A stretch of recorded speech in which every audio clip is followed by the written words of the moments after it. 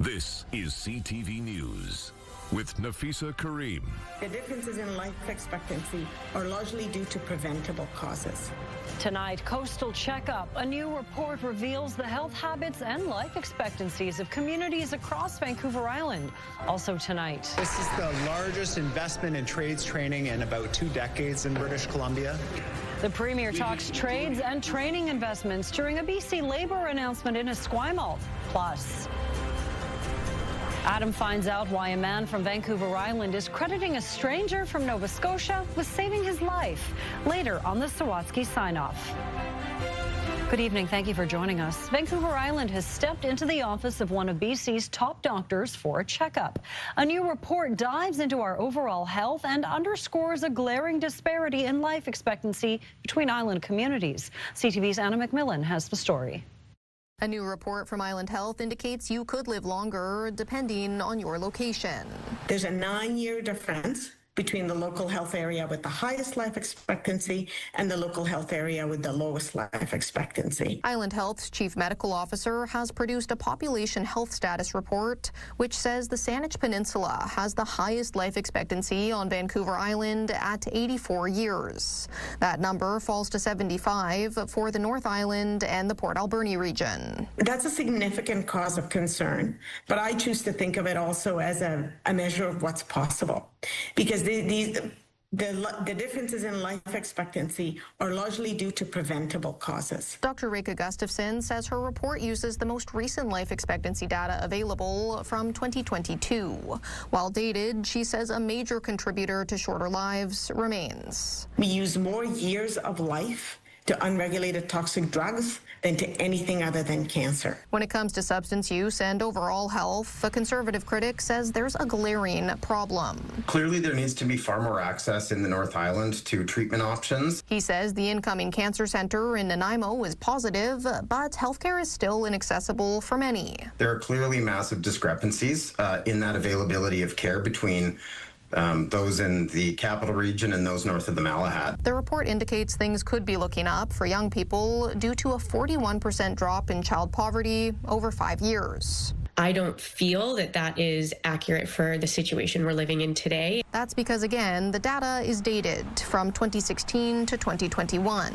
Backpack Buddies delivers food to vulnerable kids in BC and says demand has never been higher. We're hearing from families that were never concerned about putting food on the table, suddenly having to turn to agencies like ours. The island's chief medical health officer says investing in supports for young people can help ensure their lifespans aren't cut short. Poverty is one of the important determinants of health and will have an effect on a child, both with their mental health and physical health, for their entire life's trajectory. Anna McMillan, CTV News.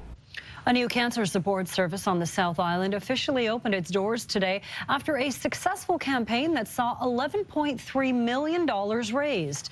The Ernie and Yvonne Yakimovich Integrated Care and Research Pavilion marks a major expansion to BC Cancer Care.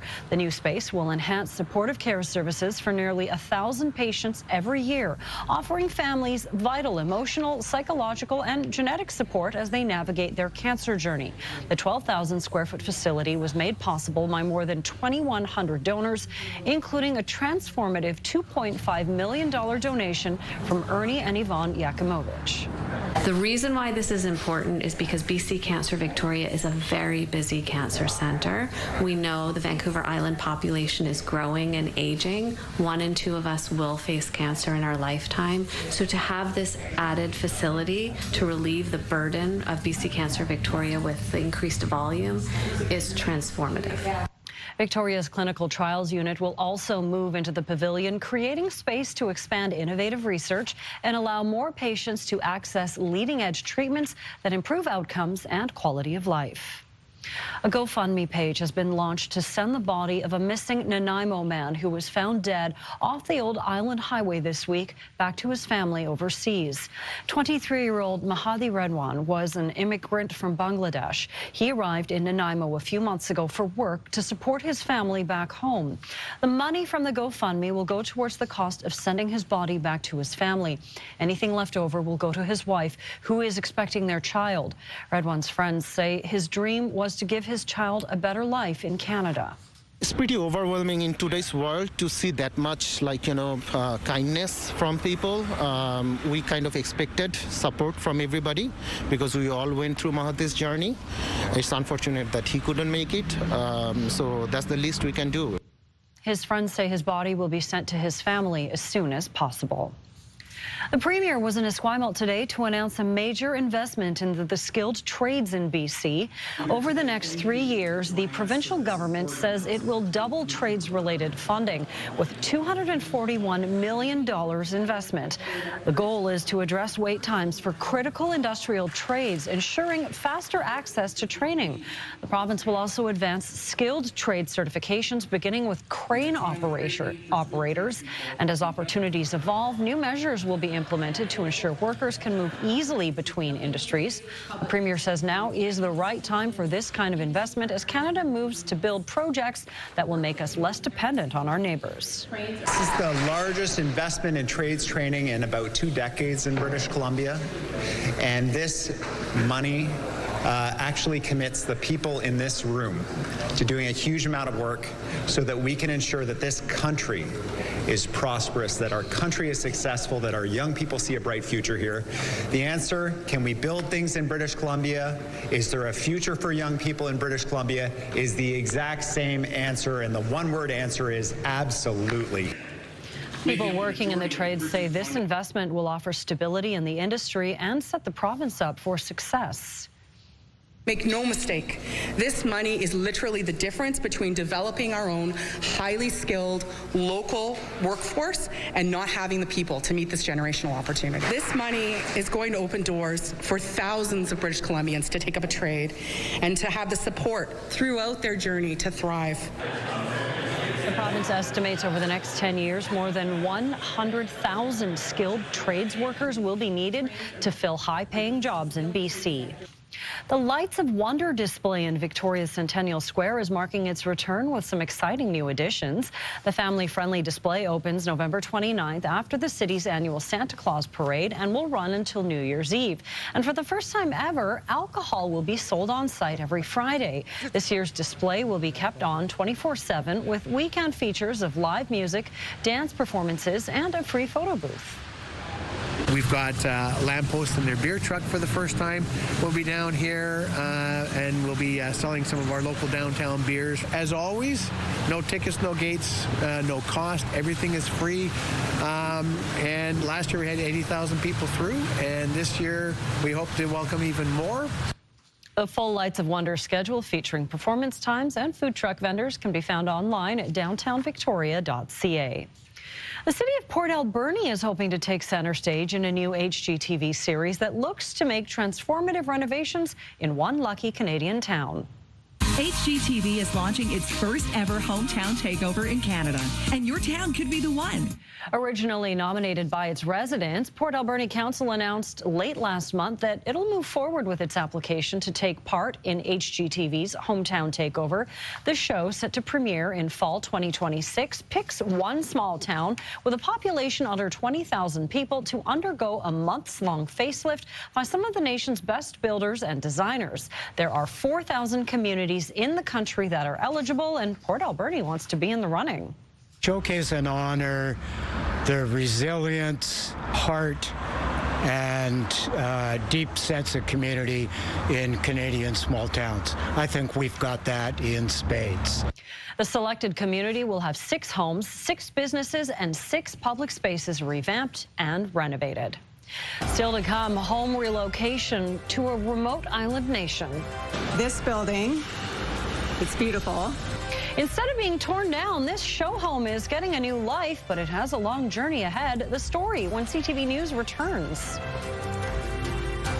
8 degrees in Victoria right now, and for just the second time this month, temperatures have been stuck in single digits for a daytime high. Back to double digits through the weekend, though.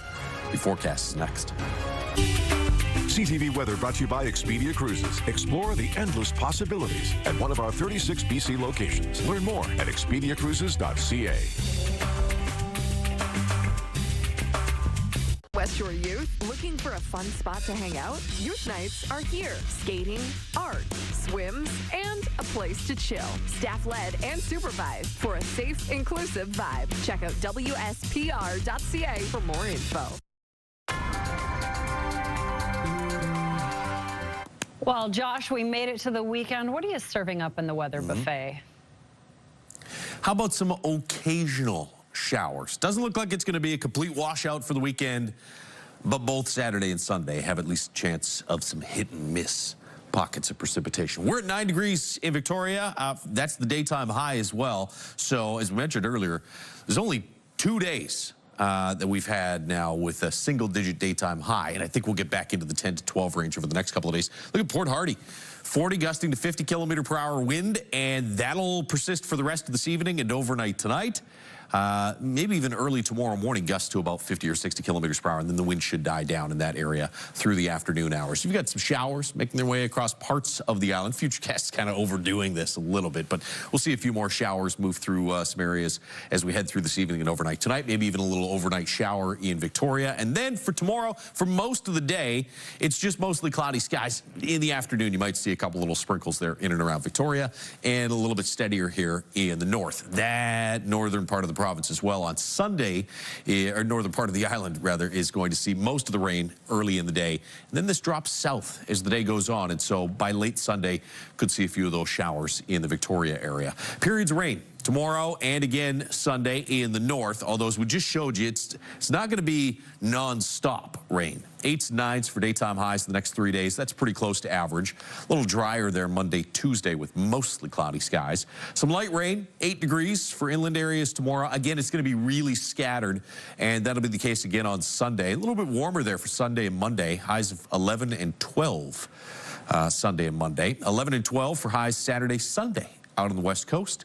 A few showers tomorrow, showers on Sunday, especially through sort of midday and into the afternoon hours, and then some steadier rain for Monday. So it'll be hit and miss through the weekend, and then a little more persistent through early next week. Light rain in Comox tomorrow. Again, it's not going to be all day, but you'll see some hit and miss showers. 9 degrees for a daytime high.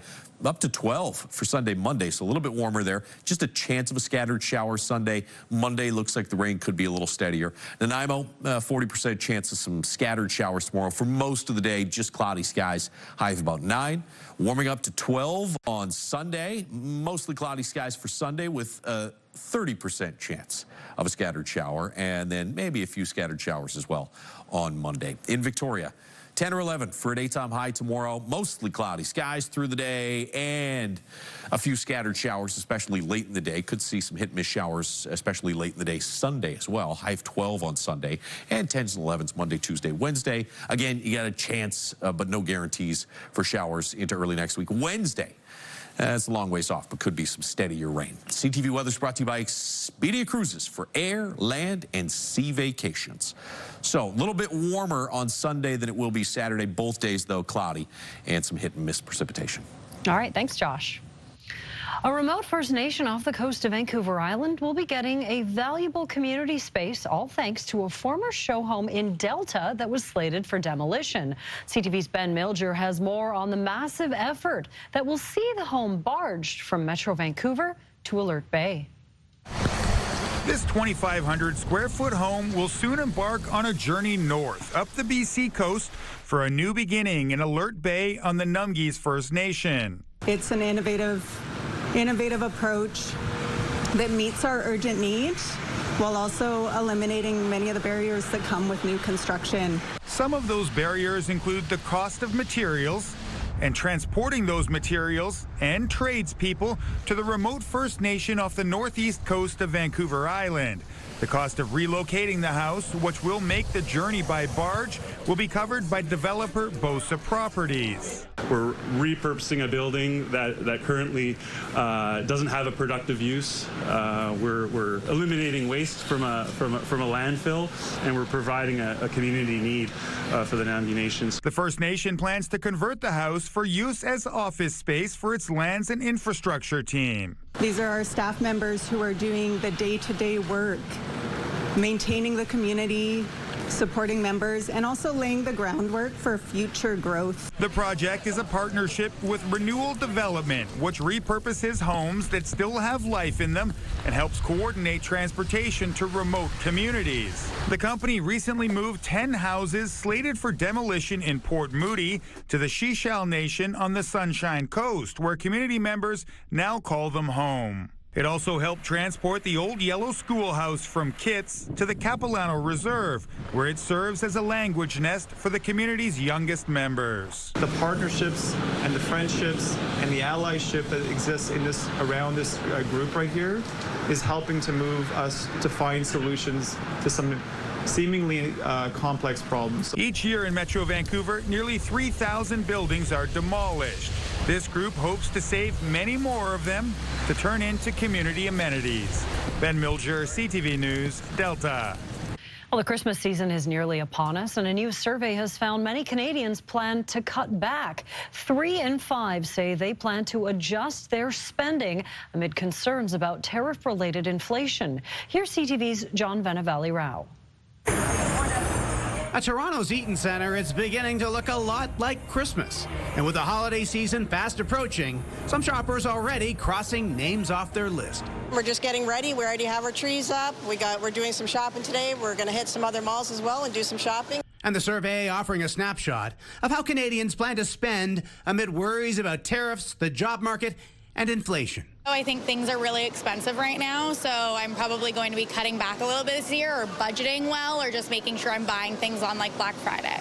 The survey by BMO finding 41% plan to cut back on holiday spending and 15% budgeting to shell out more on gifts, anticipating higher prices due to tariffs. It is concerning that, everything is more expensive. Some said they plan to buy more Canadian-made products to avoid tariffs, while a quarter said they started shopping early to avoid potential tariff-related price increases. And respondents on average plan to spend $2,300, which includes travel and food. There's this general concern from Canadians of just maybe needing to be really fiscally responsible over the holidays, because there's still a little bit of uncertainty of where things are headed next year. As for where Canadians may cut spending, holiday decorations, travel, and dining out were top items. I'm finding the prices have gone up so much, just even food. So I think this year definitely spending a lot less on presents in general. A separate survey recently found more than half of Canadians feel anxious about affording the holidays, and 61% don't feel financially prepared for them. Meanwhile, a quarter of those surveyed by BMO said they plan to cut back on the number of people on their holiday gift list. John Vanavalli-Rao, CTV News, Toronto. Coming up, Saving Michael. Adam meets a man with a story of bravery and gratitude that spans 6 decades and reaches from coast to coast. Next on the Sawatsky Sign-Off.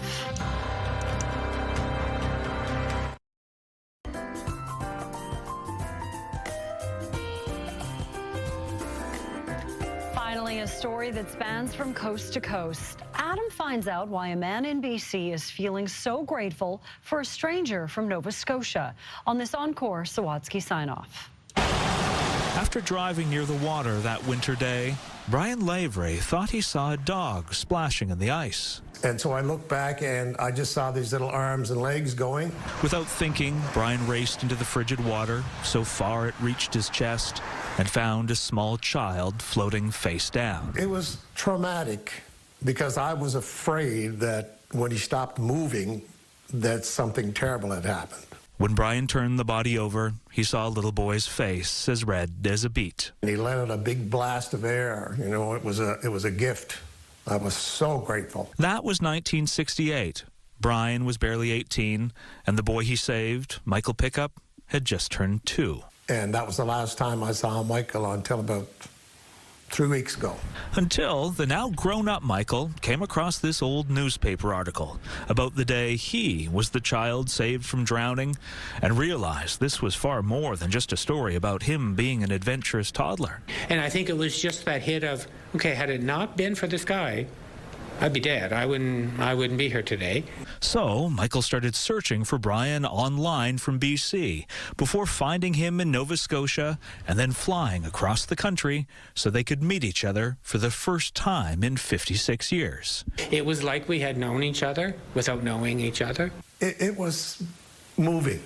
Yeah, it was really quite lovely. Well, Brian had received multiple thank you letters from Michael's family at the time, calling him brave and a miracle. Michael finally got to express his gratitude in person, calling Brian a hero. That touches you in a way that you can't really put into words. Michael says the experience inspired him to pay it forward by helping others.